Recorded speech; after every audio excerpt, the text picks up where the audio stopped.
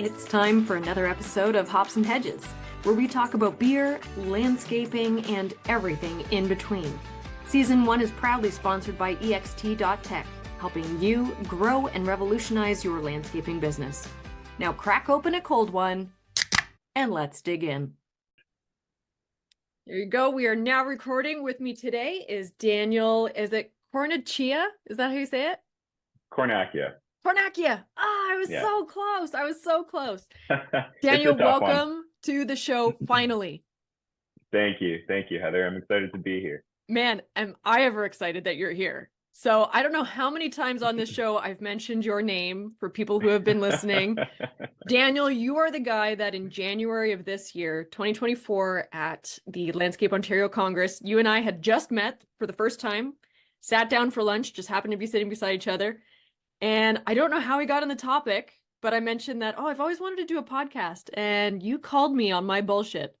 And you were put the foot in my ass and said, so are you going to do it? Like, what's holding you back? The only thing holding you back is yourself.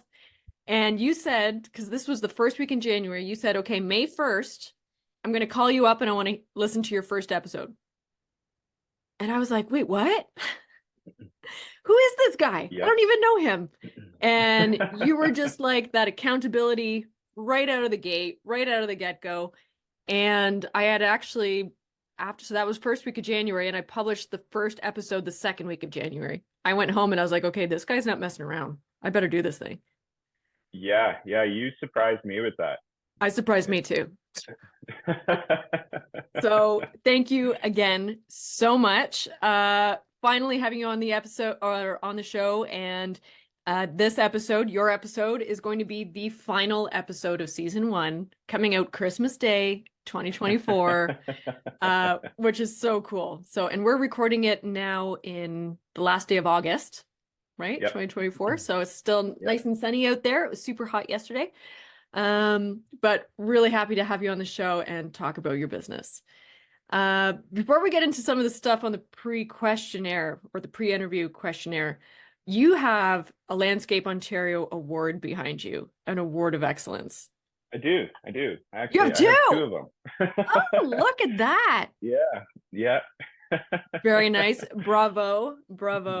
So Thank you. Very nice. And I'm admiring your sticky notes. I'm just totally being nosy. Can you tell me what's going on there? Yeah. That's my brain. I love it. So is that like a week? Is that how you've got your week set out? No, that's how I track my my project cycles. Nice. So I've got kind of site visits and follow-ups. I've got projects that are in the proposal process, projects that are in the design process, ongoing construction, stuff like that. Yeah. I love it. I'm little old school, but hey, it works I like for it. me. Yeah, I like paper myself. Have you read the book SCRUM? No. Because they talk about sticky notes. So there's a book for you. You might like it. Yeah. I'm also going to write down so I can mention it when I do the description for this. So my sticky notes, don't laugh at me, okay? Is this, it does, see my camera zooms out, but all of my sticky notes, because I don't have a proper, it's awful. My system is awful. I use Excel to monitor my process for all my projects and whatnot, but this is actually a course that I'm building about teaching. It's like a course the general public to learn about landscape design. So very cool. That's the back burner of my sticky notes over there. Hey, whatever works. Yeah. So your business, you're in Markham, Dancor Landscapes, and you've been doing this for 6 years. Yeah. Time flies. It's our 6th season. Yeah, it's crazy. Holy smokes. So how'd you get into it? Was this a family business or was this a youth thing or what happened? So not quite a family business. My family is in the construction industry. Yep. So I've kind of always known this is where I was going to end up. Mm-hmm. My first job when I was 13 was working with my grandfather, laying interlock. Yeah. And so that was my introduction to it. And all through high school, I kind of knew that I wanted to either work with him or kind of build off of what he had started. So he worked construction for most of his life, moving here from Italy. And then when he retired, he would do interlock projects just to keep busy. Mm-hmm. And anyway, so I wanted to build off of that and, introduce plants and, designs and stuff like that. So after high school, I went to the University of Guelph for landscape architecture, and pretty much started my business right out of school. Wow, that's awesome. Very cool. Yeah, it's been a journey. Yep. As it usually is. As it usually is. So with your with focusing more on design, right? So your business, you're kind of transitioning into this point where you're really focusing on design. Do you have like go-to software? Are you a Dynascape guy, SketchUp, CAD? Kind of what's your go-to? A little bit all the above. So I use CAD for more detailed construction drawings, SketchUp for things that are more kind of detailed. Mm-hmm. But for client presentations, I use the software called Real-Time Landscape Architect. Yep. And I think that program is awesome for, like I said, for client presentations. Not so much for construction drawings where you need, elevations and stuff like that, but for portraying the design to the client, it's fantastic. Awesome. And is that one of the ones that you can connect with VR? Maybe. I haven't explored that option, but maybe.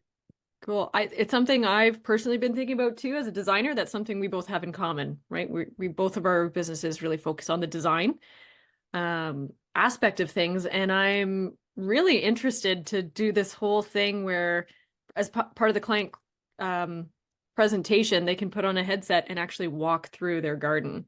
Like that to me is just so cool. Yeah, that takes it to a whole new level. Yeah, very cool. So we're both Landscape Ontario members, right? So that's how we met at Landscape Congress. And going to talk to you about a few things, but we don't need to tell the world what time of day we're recording this at. No one needs to know. But I'm wondering, what are you drinking? So I've got this juicy ass IPA, Flying Monkeys. Nice. Kind of my go-to right now. I'm trying to cut down on my alcohol consumption, so I've started exploring some IPAs because you can't drink 12 of them. Right. So that's what I've got with me. Yeah, that's funny with the juicy ass. I have to tell you this little story. So I'm at the LCBO and I'm in my own world, right? I'm looking at the IPAs and whichever, and somebody goes up to somebody at LCBO and the person's like, "Oh, can I help you find anything?" And the person's like, "Yeah, I'm looking for juicy ass." And I was like, "Aren't we all?"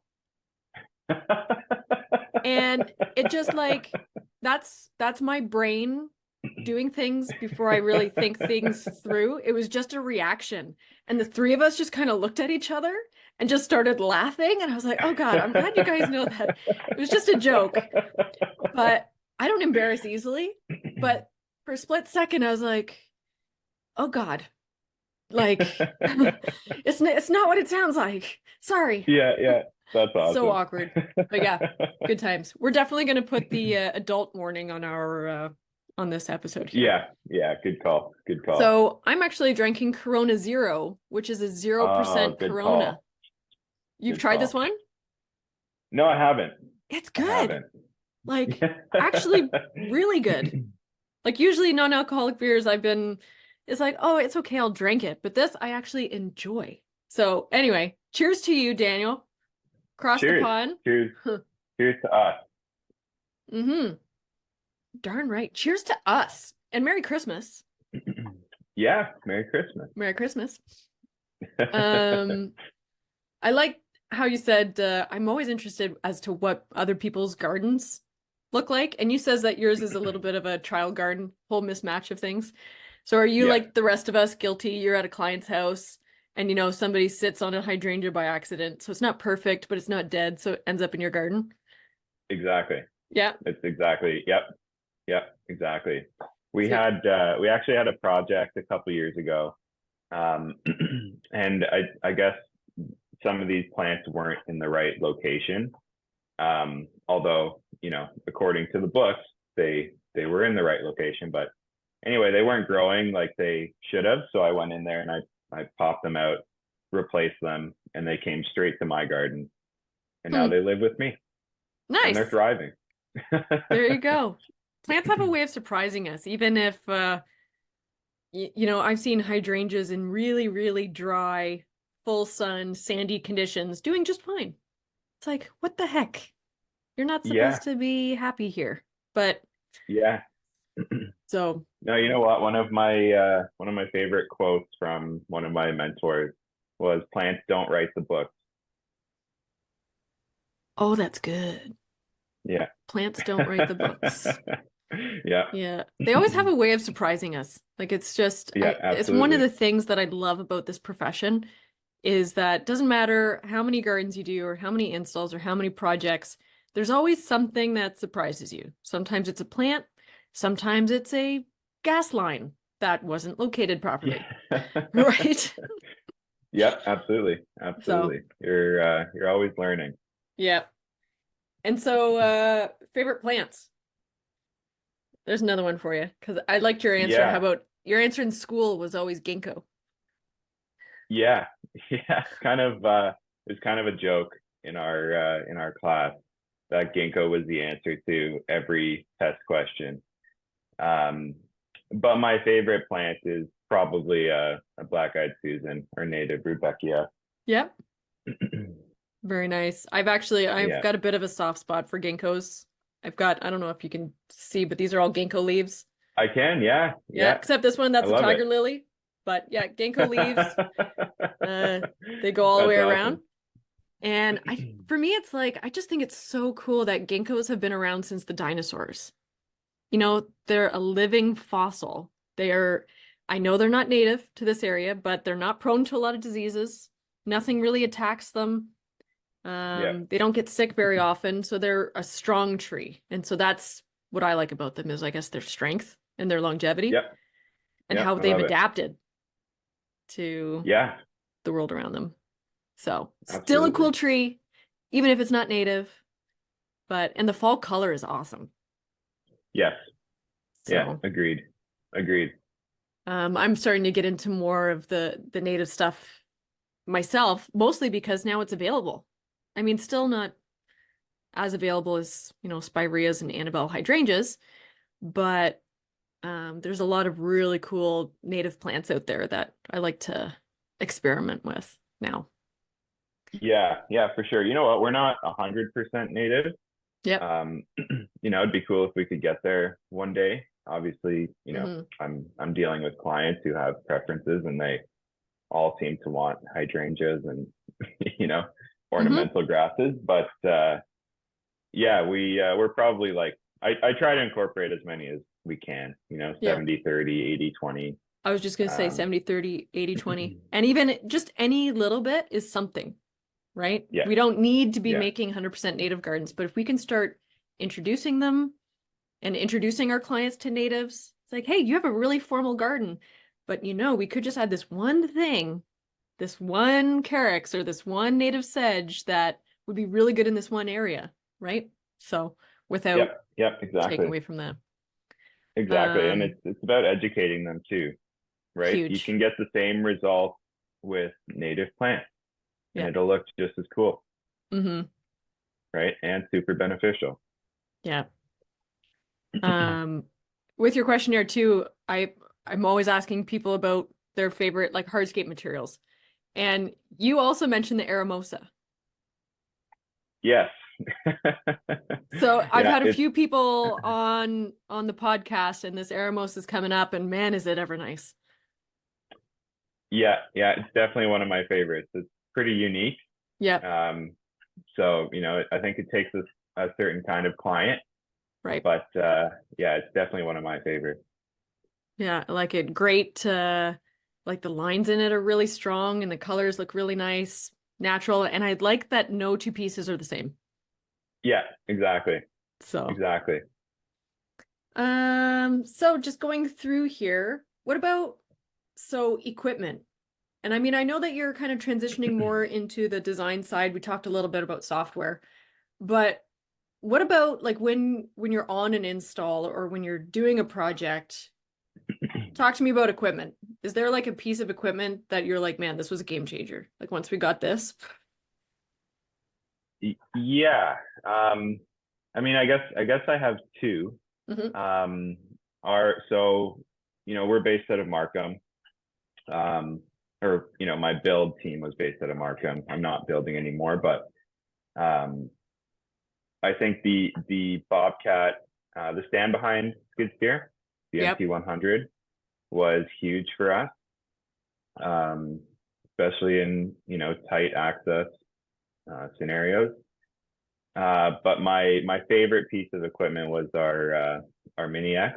We Hmm. had a 2-ton Caterpillar Mini X, Nice. and the tracks moved in and out, and that was my favorite. Hmm. Very cool. I've been really fighting. I mean, I know how to operate them, but it's been a while. And I've really been fighting about getting back into a machine because I think once I do, I'll want to be in a machine all the time. You know, like when I was a kid, I was the one at the Yeah. sandbox with that like Yep. truck thing, and oh, I loved it. Loved it. Yep. Yep. So Absolutely. there was a while there before I found landscaping that I thought I'm gonna be a crane operator. I think that would be really cool. And then I looked at the insurance and the liability and the cost of training. And I was like, maybe not. Maybe not. Yeah. So that was a little nuts. Uh, so one of the projects that you mentioned in your questionnaire that you'd like to talk about is a native planting you did at Centennial College. So how did Yes. that opportunity come across your desk? Actually through a friend of mine. Yeah. Her mom works for the college, and so I think we started the project 3 or 4 years ago. We phased it out over a few years, and so we're working specifically around the student center at Hmm. Centennial College. Um, and yeah, that's definitely been one of my favorites. They were super into native plants. Um, they've got permeable hardscape at the college. Nice. They're really into sustainability, and it's nice working with like-minded people. Hmm. That's really, and I mean, it's so interesting how sometimes those opportunities, it really is who you know, right? The connections that you make, and sometimes it's a cold call, but more often than not, it's, hey, I heard from a friend of a friend that you kind of do this. Yeah, yeah. You know what? Most of our business up until this year, we really didn't do a lot of marketing at all. Hmm. All of our business has come through word of mouth, referrals, people that I know that know me, Hmm. which is pretty cool. It's the best kind of marketing. Agreed. So, Agreed. so let's talk a little bit about this.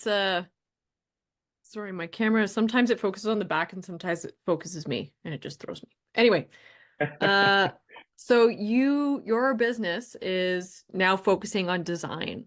So you were design build company, right? Yeah. And you've really kind of shrunk down and really focused on the niche or the one service of design. So what's that been like? Because that doesn't happen overnight, right? That's got to be a whole journey in of itself. Yeah, yeah, absolutely. So it was a journey. It was pretty stressful. Um, but ultimately I decided that this is what I needed to do for my own kind of mental health and sanity. Yeah. Um, and we went through some challenges as a business. I think like most new entrepreneurs, I started my business just giving her no real systems, just you know let's just go get the job done, move on to the next one, we'll figure it out. Yeah. And we started growing again without those systems in place, and eventually that caught up to me. Yeah. And so that kind of made me realize I needed to change some things. And then my right hand man, who was working with me from the beginning, decided he wanted to get out of the industry, and I was just like, okay, you know what, this is the time to do it. So sold all the equipment, got rid of the yard, and now we're down to just me, and I am slowly building it back up. Yep. We're still operating kind of as a design build, so we still have clients reaching out to us directly, and we'll do the design and just kind of subcontract the build out. Yep. And then something else that we're doing is designing for other contractors, which has been pretty cool. Absolutely. And that's me too, right? That's something else that we have in common. I thought that this whole design thing, that we would be designing for homeowners who need help. And then we realized that, oh, there's contractors that actually need assistance with their design work. So Exactly. It's something that I didn't even think about until that first kind of opportunity presented itself. And now we've got a few contractors we're designing for, and it's cool because I've been able to kind of connect and collaborate with people from across the province that normally I wouldn't have been able to work with. Right. So it's been really fun. Oh, that's awesome. That's really good to hear.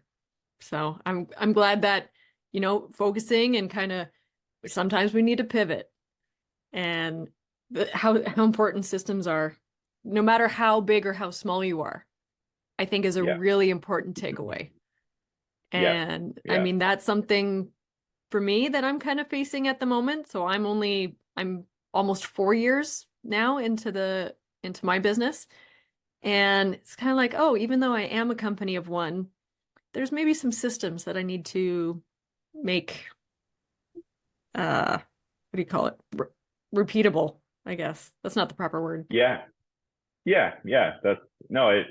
It's true, right? And ultimately, it's going to make your life easier at the end of the day, and just give you that foundation for when you do start growing. You've got these repeatable systems in place for people to just kind of, insert themselves into. Now, I know through Landscape Ontario and the peer-to-peer network, we have lots of different kind of coaching and professional development. But have you or your business, have you ever brought in like a coach or a consultant or anything like that? Yeah. Yeah, 100%. I've had multiple coaches, consultants, mentors. Nice. Yeah. Is there anybody or any companies you want to give a little shout out to? I'll shout out George and Peter at Knowledge Tree. They've both of them have been huge for me. Yeah. In my business so far. Yeah. They are really incredible good guys. Really knowledgeable. Yeah. Yeah. I think it's actually it's either next week or the week after. George's From Now is George's podcast episode. So I've already interviewed him, and we've recorded it, and he's a really great guy from so that's a shout out to Knowledge Tree Consulting, Peter and George. So they're pretty awesome guys, and they're not afraid to, depending on your size. Like they'll treat the little guy like me and you as a solopreneur, one employee company, the same as a multi-million-dollar, 250 employee company. So that's been really refreshing. What else was I going to talk to you about? Oh, I know what I was going to talk to you about. Imposter syndrome. Dun, dun, dun. This is where I would add a sound effect if I had a soundboard and I knew what I was doing, but I'm still learning. We'll get there.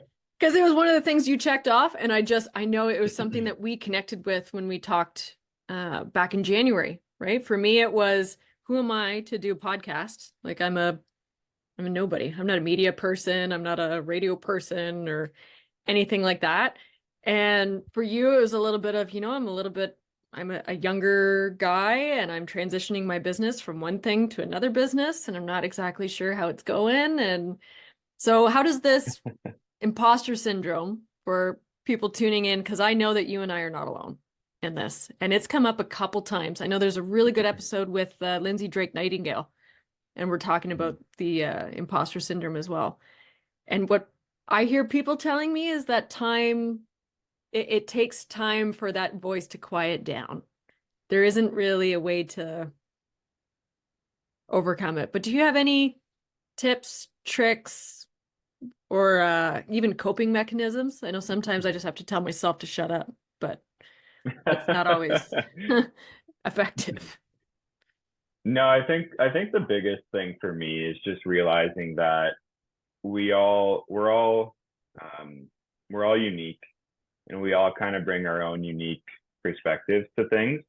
Mm-hmm. So, yeah, I still deal with that imposter syndrome all the time. But yeah, I think with time, it quiets down a little bit. And for me, that's why I hung these awards back there. So I see them every day just to kind of remind me that, we did that. Yeah, you did. And, we were recognized for something that we did, which was cool. Mm-hmm. And, that's kind of it. That's how I try to deal with it. Yeah. And having those right there, right? So when you're at a meeting or when you come into your office and you see those words and you're like, yeah, I did that. Like we did that. Exactly. I know that I'm definitely guilty of the negative self-talk, right? You'll get a day where maybe a job doesn't go exactly as planned. When does it go exactly as planned though? Like honestly, we can have a design. Yeah, I've never had one. Like we all put the ducks in a row, but things happen. And we are working outside, so we're dealing with weather, we're dealing with subgrade. Like we can get the locates, but until you stick a shovel in the ground, you don't know that there's a concrete foundation underneath somebody's front lawn, which is one of the things I've run into, right? Or like a buried swimming pool. That doesn't show up in your locates until you start digging.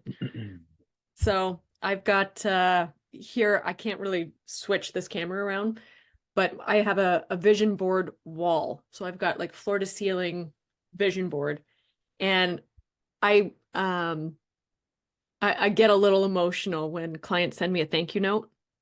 I think it's one of those things that is greatly underutilized. If anybody's listening now and you're working with a contractor, I am telling you, give them a thank you note. It's just so awesome. So anyway, I do have over the years when clients give me a thank you note, sometimes it's in the mail, sometimes it's the last day of the job, but I've got them like scattered throughout. And it's just when I come into this office and I look at those, my negative self-talk tends to just shut up. Yeah. It's kind of hard to see that. all these and think that, you know what, you're doing okay. Right? Yep. For all these people, exactly. I did okay.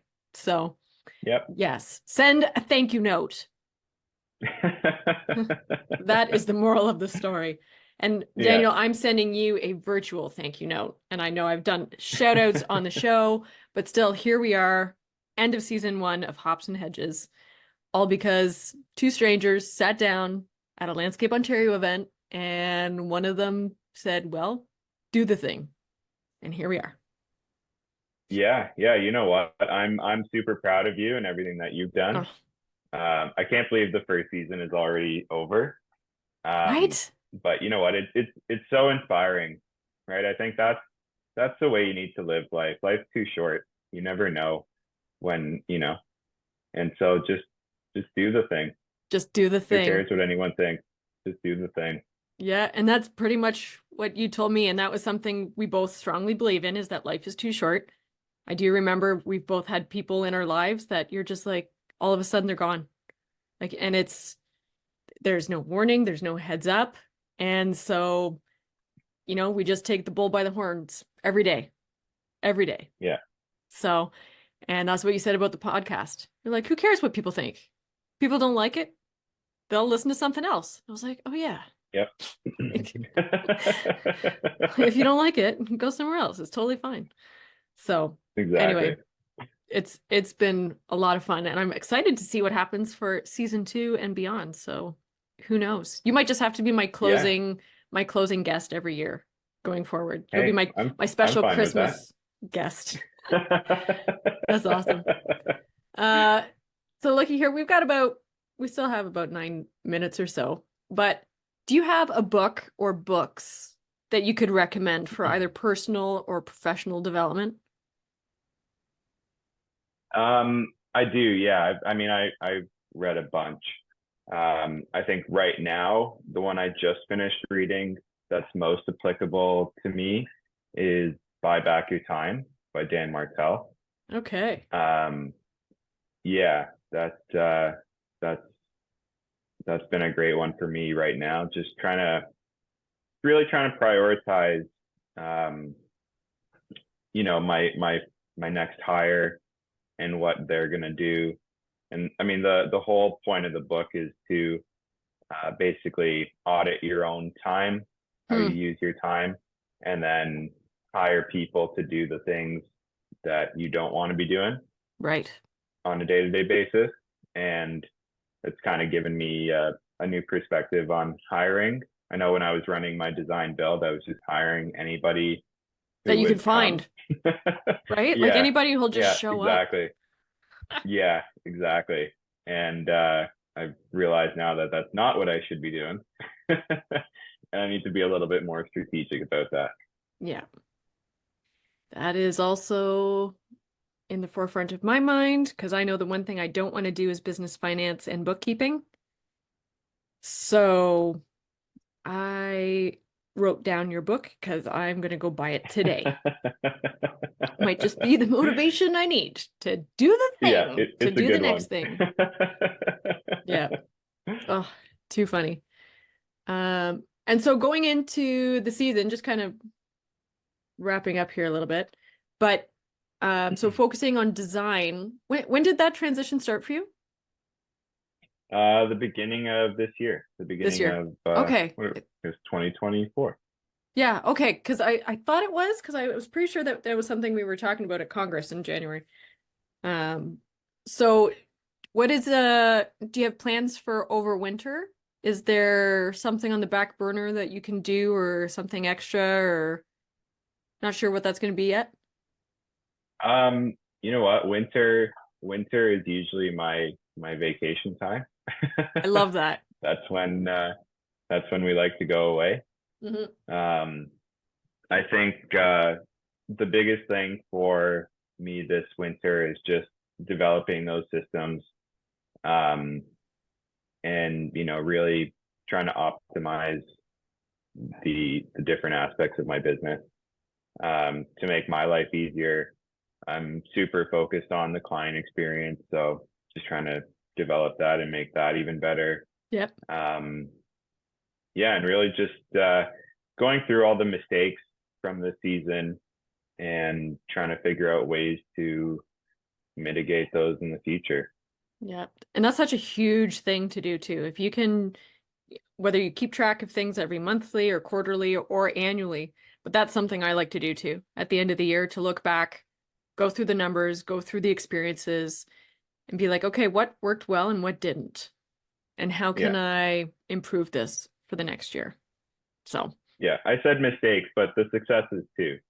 I think it's important to reflect on the entire season and learn from the successes and the failures. Yeah, and I think one of the things that you said too, because I like to know how employers are celebrating their employees, right? And so for people like you and me, we are our own employees. And I like how you wrote that, like learning that you just need to celebrate everything. Like there's no small wins, right? Or that they are small wins, but they're worth celebrating. And some days that small win is that you got out of bed. Right? Yeah. Have you seen these memes or these videos, short videos going around where it says when you're an entrepreneur, or no, when you're in the middle of your mental breakdown, but you're an entrepreneur. And so like the person's having like a total mental breakdown and then their phone rings and they're like, oh, can you come and do a site visit today? Yeah, sure. I'll be there at 4. Okay, thanks. Bye. Click. And then they go right back into their mental breakdown. It's so accurate. It's so accurate. Yeah. Right. So celebrate the wins, right? No matter big, how small. And I also love that, you know, sometimes it's a smaller kind of celebration and it means cracking a beer while you're trying to figure out a design problem, right? That's one of the nice things about being self-employed, right? There's no boss to be like, you can't drink that at work. Right? Yeah, so. Absolutely. Absolutely. And anyway. I think that ties in with the imposter syndrome too, right? Celebrating those small wins and just trying to, you know, just reaffirming yourself that you are good enough. And we are good enough, right? And we are. We are worthy of success, right? Yep. That is another thing, like a barrier that a lot of us put. It's like, oh, well, who am I to be successful? Who are you to not be? Yep. Like, anyway. Exactly. Oh, we could just go on like that forever. So I'm going to wrap up though. So your website is just dancorlandscapes.ca. So people can reach out for design services or to pick your brain, or maybe even just to, I assume you have a contact page on your website. And if you're a previous client of Daniel's and you want to send him a thank you note, you could go on his contact him page and send him a thank you note on his website. Yeah, absolutely. Perfect. Well, Daniel, you'll have to let me know if you do receive a thank you note on your website. Now I'm curious. So I will. Awesome. I'll let you know next Christmas when I'm back on. I'm sure I will see you before then. So Daniel, thanks so much, not only for coming on to the show, but also being the inspiration behind this podcast, because without that conversation with you in January, this podcast would not be here and we would not be here doing this. So no problem. No problem. You know what? I'm so happy that you did it. I think this is so cool. It's really cool for our industry, right? Especially for the newer companies that are just starting out, to be able to listen to, you know, the guests that you have on and, you know, learn from their mistakes and realize that, you know, the mental health issues that we all struggle with, you know, we all struggle with it. That's right. So even though we're all struggling with them alone, we're not alone in the struggle with them, if that makes sense. Exactly. Right? That's what I'm trying to say. Daniel, you're the best. And I'm going to wrap that up. It's absolute pleasure having you on the show. So until next time. Thanks, Heather. Yep. Talk to you soon. Cheers. That concludes this week's episode, hosted by me, Heather Gerard at My Landscape Artist. Now, before you go, here's some info about our sponsor, ext.tech. In today's fast-paced world, your landscaping business needs modern solutions to keep up with the change. That's where EXT comes in. EXT is revolutionizing the way you manage projects and streamlines your landscaping, snow removal, and construction operations. Instead of juggling 5 different software packages, endless spreadsheets, losing track of leads, and missing out on potential sales, you could be leveraging AI job routing, client management, and financial insights with a modern mobile app that employees love to use. With EXT's flat rate pricing, you'll never be caught off guard. If you're ready to revolutionize and grow your landscaping business, visit ext.tech today to learn more. And for additional savings, use the code HOPS10 at checkout, or just tell them that Heather sent you. See you next week for another episode of Hops and Hedges.